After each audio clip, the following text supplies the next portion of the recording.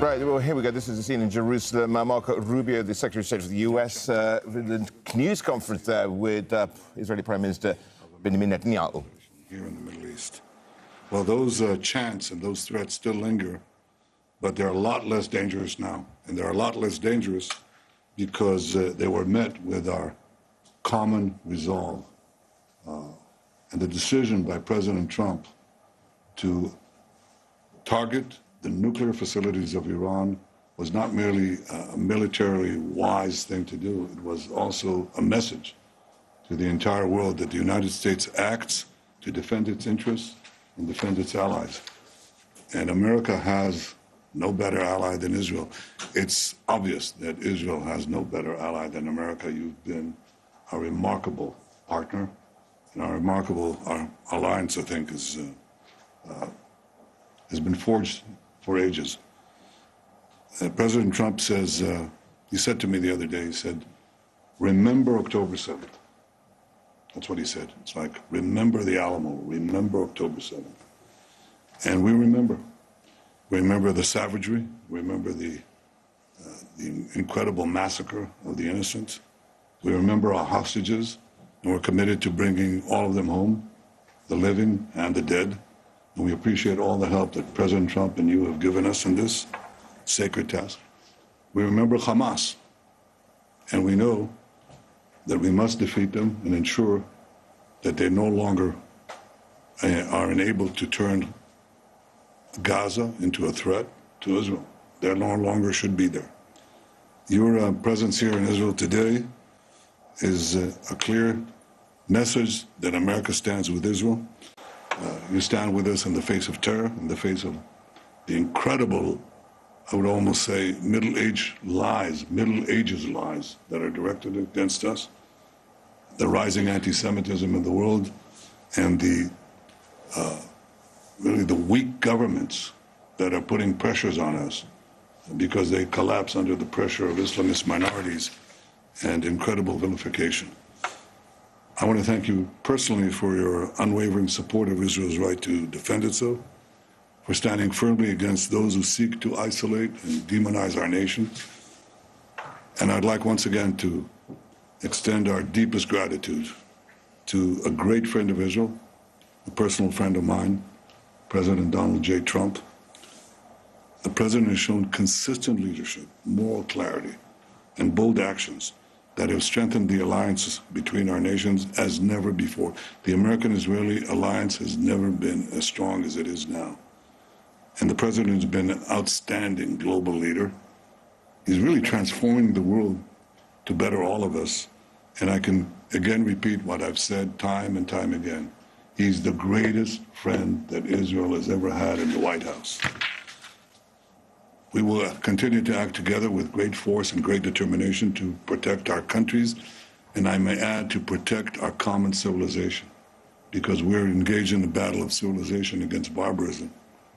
And the alliance between our nations remains as enduring and unshakable as the stones of the Western Walls we visited yesterday. We will forever cherish this friendship. And I want to say, Mr. Secretary, thank you. May God protect you, bless you, and bless your family. May God bless America, may God bless Israel, and may God bless our enduring alliance. Thank you, Mr. Prime Minister. And first of all, let me say on behalf of the President of the United States, President Trump, I want to thank you for your friendship and for the friendship that Israel has shown towards the United States and so many issues we work on together that extend beyond the causes of war and peace, but advances in technology, advances in economics, and those remain strong and enduring and unwavering, and not enough attention gets paid to those links, the economic links, the cultural links. We're here today, by the way, later this evening to inaugurate and to open to the world perhaps one of the most important archaeological sites in the planet, and one that has deep meaning to so many people in the United States as well, in the Pilgrim's Road over at the City of David. And so it's an honor to be here and be a part of that. As far as the President's been clear on the ongoing issues in Gaza, and that is that every single hostage, both living and deceased, needs to be home immediately. Hamas can no longer continue to exist as an armed element that threatens the peace and security, not just of Israel, but of the world, and that the people of Gaza deserve a better future, one that cannot begin until Hamas is eliminated and until all of the hostages, both living and deceased, are home. And he remains committed firmly to that objective. And that's what we seek to talk about today, have talked about today, and will continue to talk about, and that is the road forward on how to achieve those things. Those objectives remain. Those objectives remain in place. Beyond that, obviously, we cooperated and were involved together just a few weeks ago on the issue of Iran and Iran's desire to possess not just nuclear weapons, but short and mid-range missiles with the capability of threatening our presence here in this hemisphere, in this region, and of course the safety and security of the Jewish state. But I would venture to say a threat that actually extends well beyond that, to the kingdoms of the Gulf, and eventually even into Europe. In fact, some of the missiles they're trying to develop now can already range countries in Europe. And so a nuclear Iran governed by a radical Shia cleric that possesses not just nuclear weapons, potentially, but the missiles that could deliver those weapons far away, is an unacceptable risk, not just for Israel, not just for the United States, but for the world. And that is that's why the President continues with our campaign of maximum pressure. There will continue to be maximum economic pressure on Iran until they change course. That's why we are encouraged to see our partners in Europe begin the process of snapping back sanctions on Iran. They are clearly out of compliance with what was already a flawed deal to begin with, and we encourage them to continue down that road. We 100% support that. That is exactly what needs to happen, and we remain firmly committed, as I said, to the President's objective, which he's been abundantly clear on, and I want to repeat. At the end of the day, no matter what has happened or happens, the objective remains the same, and that is all 48 of those hostages, both living and deceased, need to be home. They need to be returned. They never should have been taken. What happened on October 7th was an act of unparalleled barbarism, and what's happened since then have been repeated acts of unparalleled barbarism on the part of Hamas. Hamas needs to cease to exist as an armed element that can threaten the peace and security of the region, and the people of Gaza deserve a better future, but that better future cannot begin until Hamas is eliminated. That better future and that kind of peace is not even possible until the hostages are released, all of them, every single one. And so that's what we continue to be focused on. That's what the President wants to see happen, and that's what you can count on our unwavering support and commitment to see come to fruition. Thank you. Thank you very much. Mr. Secretary, do you think that it's possible to military disband? Thank you. Can you just state your name and the outfit you're from? Yeah, sure. Hi. Where are you from? Yeah, I'm from Israel. Okay. My name is Liza Rozovsky. I'm from Haaretz. And I want to ask if you still think that the military dismantlement of Hamas is possible. Well, Hamas can surrender tonight if they want, lay down their weapons. The problem is they're a terrorist group, a barbaric group, whose stated mission is the destruction of the Jewish state. So we're not counting on that from happening. Look, I think we would all, every single person I know, I don't know of anyone who would not rather see a negotiated settlement in which Hamas agrees to no longer be a terrorist group, lay down their arms, free the hostages, by the way, not just the hostages that they're holding from Israel, but frankly, the people of Gaza that they're also holding hostage as human shields. So that would be the ideal outcome, one we would all like to see. It's one that's been worked on. But I think we have to be prepared for the fact that savage, terrorists don't normally agree to things like that. But we'll continue to pursue that route. It's the ideal outcome, but it may require ultimately a concise military operation to eliminate them. We have to remember who we're dealing with here, and that is a group of people that have dedicated their lives to violence and barbarism. And when you're confronting that hard reality, as much as we may wish that there be a sort of a peaceful diplomatic way to end it, and we'll continue to explore and be dedicated to it, we also have to be prepared for the possibility that that's not going to happen. Yeah, go ahead. איתמר אייכנר, ynet וידיעות אחרונות. מר נתניהו, האם ישראל עדכנה את ארצות הברית לפני המתקפה בדוחה? And a question to Secretary Rubio.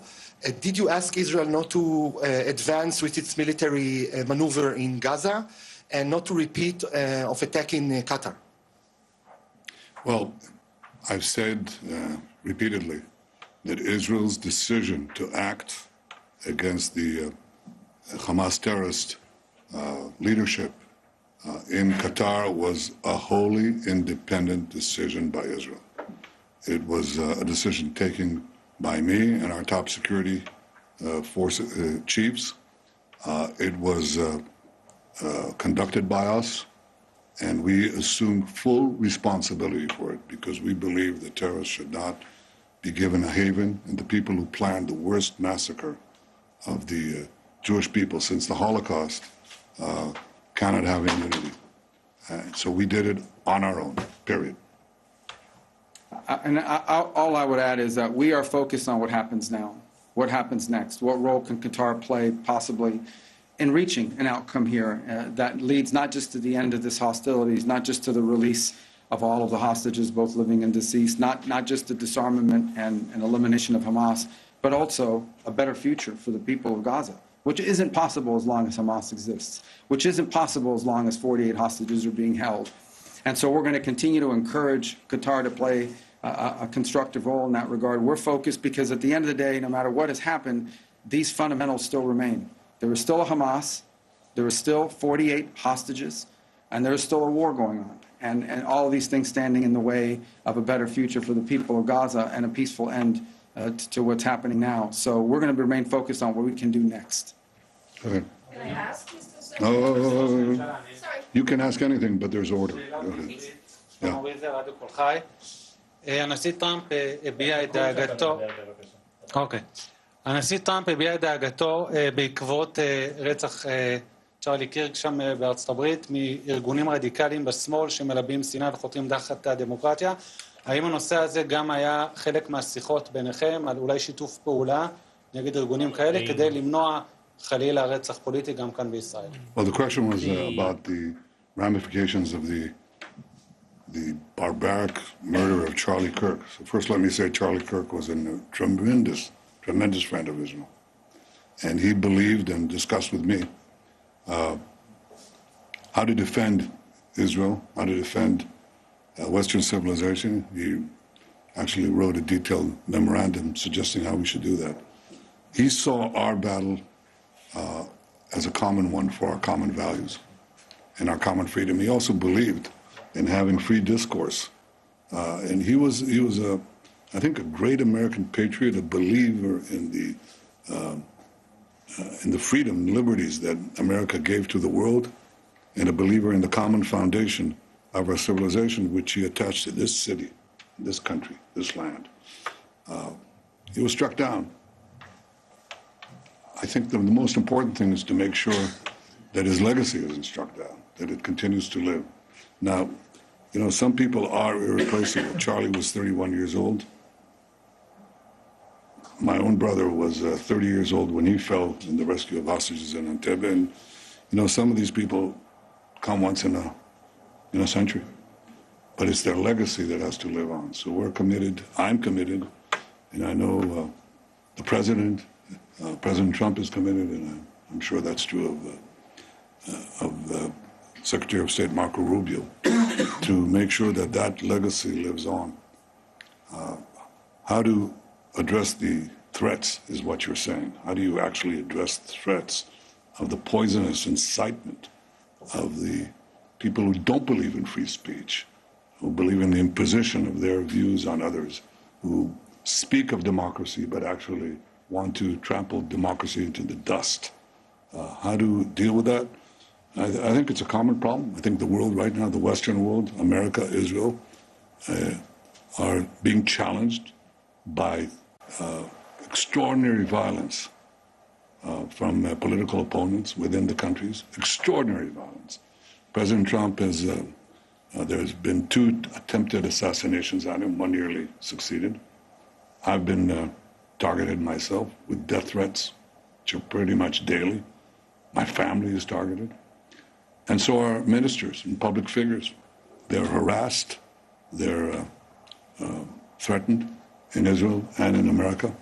And this is a challenge to our democracy. Democracy is supposed to be the nonviolent resolution of conflict within a society. Nonviolent resolution. The decisions are made not by bullets, but by ballots. And these people increasingly are more and more violent. And the more they speak of democracy, the more they threaten it. They basically say that the greatest danger to democracy is democracy. You're not going to have the rabble decide. I mean, these people who go to the polls, who are they? We're the enlightened ones. We're raised above that. That's the true democracy. The true democracy is to ensure that there is no democracy. And there's double talk, there's the use of words that mean entirely different things. And that certainly won't derail us, but I'm sure that we should take all the actions independently and jointly to protect our liberties, our way of life, our democracies. Well, a couple points on, I think it's horrifying to see any human being executed before the entire world because of the social media. It was a particularly difficult week this week in the White House and in Washington because Charlie Kirk wasn't just someone who supported the president. He wasn't just someone that we were aware of. He was a personal friend to a lot of people in that White House. The president, to the vice president, to multiple people. It was a combination, political assassination, but also death in the family type event. And it was shocking to a lot of people to see. Apart from the tragedy of it for him and for his family and for the nation, really, is the irony. Charlie was one of the few people out there that was actually engaging what we need more of, and that is debate and conversation among people with strong disagreements. People know Charlie Kirk because of his role on campuses. He would go on college campuses, and he would actively seek out and invite people who strongly disagreed with him to come to the microphone and engage in a back and forth. The alternative to the back and forth is to just attack each other. It's very easy to just do podcasts and just do interviews and give speeches where you attack the other side. It's much harder to engage people whose views are diametrically opposed to yours and engage them in a debate. And he did that. But he didn't just do that on college campuses, because that's what he was best known for. He did that online as well. Charlie was a frequent guest on the podcasts and on the shows of people who he did not agree with. And he had guests on his show that he did not agree with. He was actually a guest on Gavin Newsom's podcast and engaged in debate with the Young Turks, and as well as going around the world engaging in some of these lecture series with people from the other side. And I don't even say the other side of the aisle, other side of ideological divides, because sometimes it wasn't just partisan. And to see someone who was engaged in what we need more of assassinated in the process of doing exactly that. Because that's where he was assassinated. He was assassinated in the middle of that kind of discourse. I think was an effort not simply to silence Charlie's voice, but I think is an effort to intimidate and silence that kind of effort in America. And I think for the world to engage in that kind of discourse with people you disagree with. And once a society loses the ability of people with strong disagreements to engage in discourse, then the only option you're left with is either silence or violence, neither one of which is acceptable. Both are very destructive. Let's take from the foreign press. So let's start with Thank you. Tom Bateman from BBC News. First of all, Mr. Secretary, you have very vocal anger from Arab countries, your Gulf allies, over the Israeli strike last week, accusing Israel of barbarism in their words. Isn't this a crisis now for American diplomacy? And how are you going to assure your Gulf allies, as the President says, that this won't happen again? And Mr. Prime Minister, can you give us your assessment of whether last week's attack did actually kill any of the Hamas leadership in the building? And in Gaza City, with tower blocks being destroyed every day, dozens dead daily, are you simply using the civilian population of Gaza as a means to apply pressure on Hamas? Well, let me begin with a question you asked me, and that is, we have strong relationships with our Gulf allies. We work very closely with them on a number of things. We've been engaged with them. We've been engaged with them consistently before what happened and after what happened. And ultimately, the point we will make to everybody is that some fundamentals still remain that have to be addressed, irrespective of what has occurred. The reality of it is we still have 48 hostages. We still have a Hamas that is not only holding 48 hostages, they're holding Gaza hostage, and they're using civilians as human shields. They're still a dangerous element, and as long as they exist, as long as they're around, there will be no peace in this region, because they are not agents of peace, they are agents of barbarism. And it's still a fundamental fact that the people of Gaza deserve a better future, a future which is not possible until the hostages are all released and Hamas no longer exists. All these fundamentals still exist. They all still have to be addressed. And that's what we're going to remain focused on as we engage with our allies in the Gulf, is how can we continue to work together to address those three things, which we think are pillars. Solving those are pillars of the broader construct I think all of us hope for the region? There's immense cynicism and hypocrisy in the condemnation of Israel. After 9/11, the Security Council of the United Nations passed Resolution 1373. And that resolution said that states must not harbor, give safe haven, finance, plan, or allow such actions for terrorists. It didn't say some actions in this part of the world, or some nations cannot do it in this part of the world, but they can do it in another part of the world. And of course, the United States acted very boldly against the terrorist havens that were given to Al-Qaeda in Afghanistan, the terrorist haven that was given to the chief terrorist, Bin Laden, in Pakistan. Those countries that are condemning Israel today did not come and say, well, what a terrible thing was done. The sovereignty of Pakistan was violated. The sovereignty of Afghanistan was violated. You don't have such sovereignty when you are effectively giving a base to terrorists and a place where they can ply their gruesome trade. So it's the right of every country under international law to defend itself beyond its borders against those who would kill their citizens, murder them en masse. That is what guided Israel. What are we trying to do in Gaza? Where you say we're bringing down those towers to intimidate people? We're not bringing down those towers to intimidate people. Those towers are serving as Hamas strongholds. But what we're doing is we're telling the population, because we're going to take over and destroy the Hamas stronghold, they're one of the last two strongholds and the most important one that Hamas has left in the Gaza Strip. We ask you to leave. And what is Hamas doing? They're asking them to stay because they want to use them as human shields, as they've done from the beginning of the war. And we say, leave, please leave. Do leave, fast, and as fast as you can. And that's what we're doing right now. Hamas is telling them, Hamas is not only telling them, don't leave, but in previous occasions, including a few weeks ago, they shoot them. They shoot women and children in the legs, beginning with the legs, then they go higher if it doesn't work, to keep them in harm's way. So I think that to the extent that the world again is falsely condemning Israel, they should get their priorities and their facts right.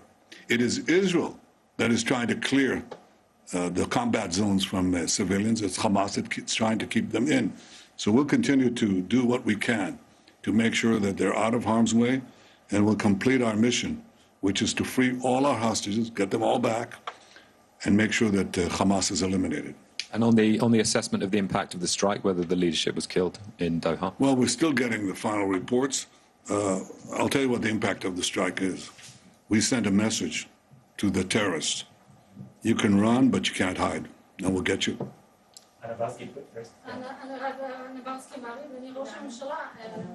אדוני ראש הממשלה, לפי הדיווחים, לא רק שהתקיפה של צה"ל נכשלה בקטר, אלא גם נחשפו יכולות מסווגות של צה"ל בתקיפה בשבוע שעבר. האם בדיעבד אתה מצטער על ההוראה שנתת להוציא את התקיפה לפועל? Well, I don't accept the premise in your question, which is that Hamas, that the raid failed. Didn't fail because it had one central message, and we considered it before we launched it. And that is, you can hide, you can run, but we'll get you. You can, and this is important. I mean, terrorists they think they enjoy immunity, they'll do it again and again and again. And if you deny them that immunity, they'll think twice. לכן הטענה שהפעולה בקטר נכשלה, אני לא מקבל אותה, כי הדבר העיקרי שרצינו להעביר זה המסר. שאתם לא מקבלים חסינות בשום מקום בעולם. זו הייתה המדיניות שלנו, וזאת היום המדיניות שלנו. Mr. Prime Minister, Robbie Greimer with the Wall Street Journal. Just to put a finer point on it, would you rule out further strikes on Hamas operatives in foreign sovereign countries in the region? And for Secretary Rubio, what's your message to close U.S. allies like the UK, which you plan to visit, on the vote at the United Nations to advance a Palestinian state, not just to nations overall, but some of our closest allies like the UK? Thanks. The principle that terrorists should not have immunity wherever they are, wherever they may be, was not established by me. We had a massacre a few decades ago. It's called the Munich Massacre, in which PLO terrorists murdered our athletes to the Olympic Games. And my predecessor, Golda Meir, vowed that we shall track down these terrorists and get them one by one, which is what we proceeded to do in the leading European countries. And we did this one by one by one. I didn't hear a great cry of wrongdoing to these countries. Even though they weren't harboring terrorists, the terrorists were there.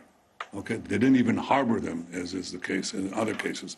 The terrorists happened to be on that soil, and we acted, which is what democracies do, including the leading democracy, when they have the ability to target terrorists to threaten their civilians.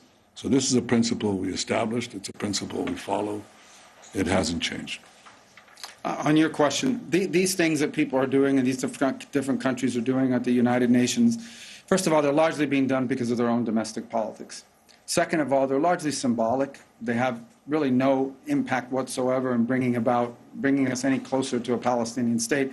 The only impact they actually have is it makes Hamas feel more emboldened. It makes other elements like Hamas feel more emboldened. It actually has made it harder. It's actually served as an impediment to peace.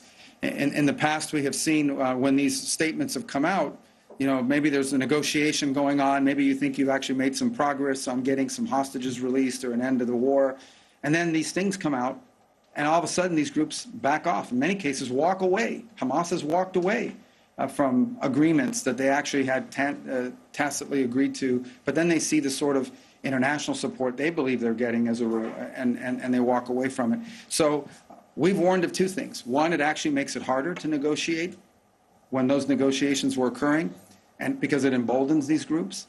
And the second is we've warned them that there will be an Israeli counter-reaction to those moves, and we've seen some of that happen as well. So I think these things have actually made it harder to end this war and this conflict, not easier. And we've expressed that to them. I've expressed that to them directly on multiple occasions, and I'll continue to do it. Now, they're going to do what they want, and they're going to continue to do what they're doing, but I'm telling you, it's actually hurting the cause they think they're furthering. Two last questions. Let's take one for the foreign press and one from the Israeli press. You take it. Go ahead, you tell them. Go ahead. It's fine.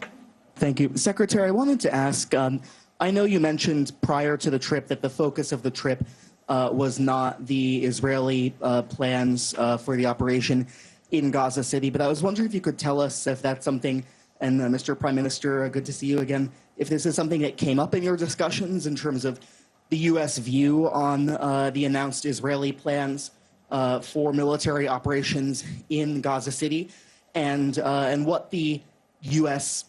view is about this idea of, as some have talked about, a Gideon's Operation Gideon's Chariot, kind of or a continuation of the offensive or an expansion of the offensive, potentially this month in Gaza City. Yeah. Thank you. The best way for me to put it to you is that the purpose, of our conversations have been about what the president. I'll restate what the president has repeatedly said. He wants every single hostage released. He wants Hamas eliminated as a threat, and he wants to then have the United States be helpful in rebuilding Gaza for the future that's going to be peaceful and prosperous and not have elements like Hamas operating. That's the goal. Now, how do we achieve that? How do we get there? That's what we're always talking about. That's what we talked about today. And that's going to continue to be the focus of our engagement in this. We want all of the hostages out, all of them, every single one of them, both living and deceased, all of them. There should never have been hostages. This should never have happened. Okay, this happened because on October 7th, these animals, these barbaric animals, conducted this operation, and against innocent people that had nothing to do with any of this. And that's why this all started. We've forgotten that. People have forgotten that that's where this all began. That's why the president keeps saying, remember October 7th. We wouldn't even be having these conversations right now if these barbarians had not done what they did. So this is what brought us to this point. It needs to end. And how does it end? It ends by eliminating the people who did it, by ending them as a threat. It ends by releasing every single hostage, both living and deceased. There should never have been a hostage. There should not be a hostage now. And then when all of that is done, then we can begin the work, I hope, internationally to providing the people of Gaza the kind of future that they deserve, but that they will never have as long as a group like Hamas exists. So that's been our focus. And obviously, you know, we are been the focus and at the core of much of what we talked about. How do we achieve what I believe is a shared goal, not just of the United States and Israel, but of multiple countries around the world and certainly in the region who want to see the same outcome. And that's what we've been focused on. That's been the president's focus. And he wants that to all happen as soon and as quickly as possible. You asked a question. What was the tail end of your question? Just if you could comment about, following your discussions of the past couple of days about Israel's plans with regard to Gaza City and potential expansion of the offensive there. Well, I'm not going to talk about our tactical plans. I leave that to our military people in the field. But I have stated the cabinet's decision on 5 principles that I brought before it. And as Secretary Rubio correctly said, this war could end now. And it requires the first step for Hamas to lay down its arm, to release all our hostages. And I'll bring you the 3 other points that we put forward. One, the third is that Gaza should be demilitarized. Demilitarized is different from just laying down your arms, because you want to make sure that arms are not smuggled into Gaza and arms are not produced in Gaza. So demilitarization is the third point. Overriding Israeli security responsibility is the fourth point, to make sure that there's no resurgent terrorism, Hamas or from any other organization. And the last thing is to establish a transitional civilian government by people who do not advocate the destruction of Israel, do not educate their children to terrorism, finance terrorism, or launch terrorism. These are the 5 points. And we're committed to doing it. We're now, Secretary Rubio said, how do you achieve this? How do you achieve the release of the hostages and eliminating Hamas if you keep Hamas there? If they surrender, lay down their arms, then you can do the rest without battle. And at any point, if you can do something without battle, it's better. Having been in battle, I can tell you it's not a lot of fun. And to see your friends die next to you is not a lot of fun. Or maimed for life, that's not a lot of fun. So if we can achieve this by having a Hamas surrender, all the better. One last question. I don't know. בבקשה. תודה. אברהם חסון, ערוץ 14. ראש הממשלה, מהם הצעדים המשותפים כתגובה אפשרית להצהרה עתידית על מדינה פלסטינית באו"ם, והאם הועלתה אפשרות לחלת ריבונות ביהודה ושומרון כתגובה לצעד העתידי? צעד העתידי הוא צעד עתידי, אתה לא חייב לחשוף אותו לפני כן, אבל ברור שאם נוקטים פעולות חד-צדדיות נגדנו, אז פשוט מזמינים פעולות חד-צדדיות מצידנו.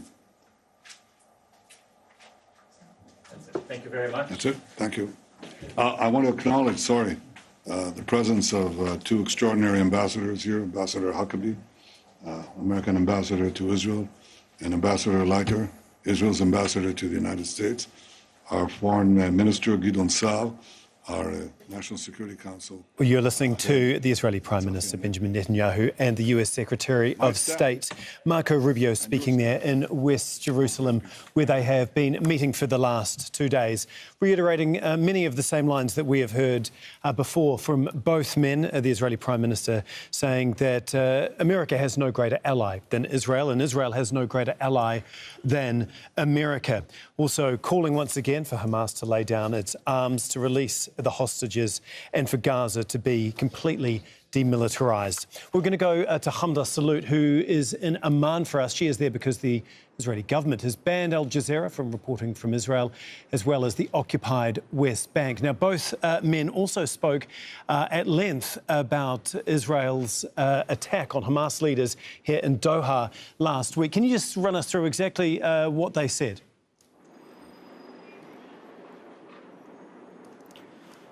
Well, this press conference lasted about 40 minutes, and I think the main takeaway here was that there actually was no new information that was presented to the public regarding the war on Gaza, regarding Israeli military expansion, and regarding Israel's attack that has now been widely condemned and criticized internationally on the Qatari capital Doha. Now, the Israeli Prime Minister didn't exactly say he would rule it out in the future, but he didn't also confirm nor deny the results of that attack. And U.S. Secretary of State Marco Rubio kind of shying away from condemning it despite the harsh words the Americans had spoken about in recent days. And in the last week since that attack took place, Rubio said that now they're just trying to find a pathway forward. They don't want to focus on the past, but they want to move forward, be in the present, and focus on the future as to what is going to happen next. But the Israeli Prime Minister, regarding that attack, he basically just read the same statement he released the last week when the attack took place, saying that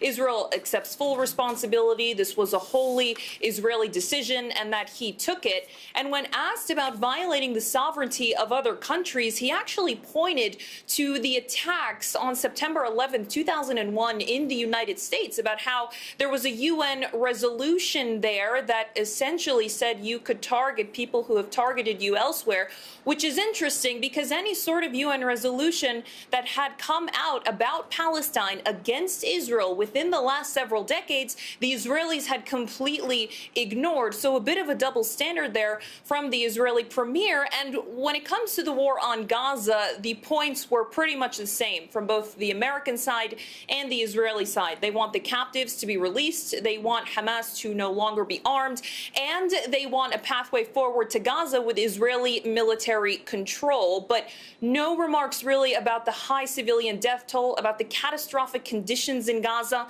that have been caused as a result of Israel's war. The Israeli Prime Minister denying that they are trying to intimidate civilians, making claims that they are now knocking down all of these high-rises in Gaza because they serve as Hamas either command centers or outposts or anything, but of course without providing proof for those claims. Indeed. Thank you so much, Hamda. Hamda, salute for us there in Amman.